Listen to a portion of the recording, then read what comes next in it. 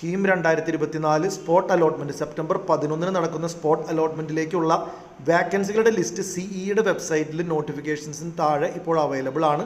നിങ്ങൾ നോക്കുകയാണെന്നുണ്ടെങ്കിൽ മൊത്തം 282 വാക്കൻസീസാണ് ഗവൺമെൻറ്റും ഗവൺമെൻറ് എയ്ഡഡ് കോളേജുകളിലുമായിട്ട് നമുക്കുള്ളത്.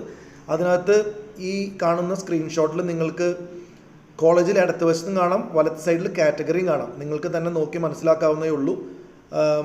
സ്റ്റേറ്റ് മെറിറ്റിൽ നിങ്ങൾ നോക്കുകയാണെന്നുണ്ടെങ്കിൽ 143 സീറ്റുകളാണ് അവൈലബിൾ ആയിട്ടുള്ളത്.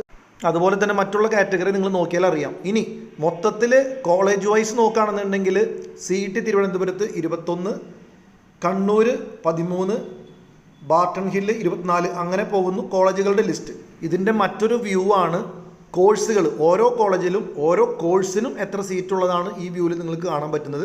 ഉദാഹരണത്തിന് ഏകദേശം നടുക്ക് കാണുമ്പോൾ നിങ്ങൾക്കറിയാം CE സിവിൽ എഞ്ചിനീയറിംഗ് 46 സീറ്റാണ് പല കോളേജുകളിലായിട്ടുള്ളത്. അതുപോലെ തന്നെ കമ്പ്യൂട്ടർ സയൻസ് 40 സീറ്റുകളാണ് കമ്പ്യൂട്ടർ സയൻസിന് അവൈലബിൾ ആയിട്ടുള്ളത്. അതുപോലെ തന്നെ EE, EL, IT, ECയിലേക്ക് നിങ്ങൾ നോക്കുകയാണെന്നുണ്ടെങ്കിൽ മൊത്തം 36 സീറ്റുകളാണ് അവൈലബിൾ. അപ്പോൾ നമ്മൾക്ക് ഈ ഒരു കോഴ്സിൻ്റെയും കോളേജിൻ്റെയും വ്യൂ നിങ്ങൾക്ക് കാണാൻ പറ്റും. നിങ്ങൾക്കിത് സ്ക്രീൻഷോട്ട് എടുത്ത് വെക്കാം.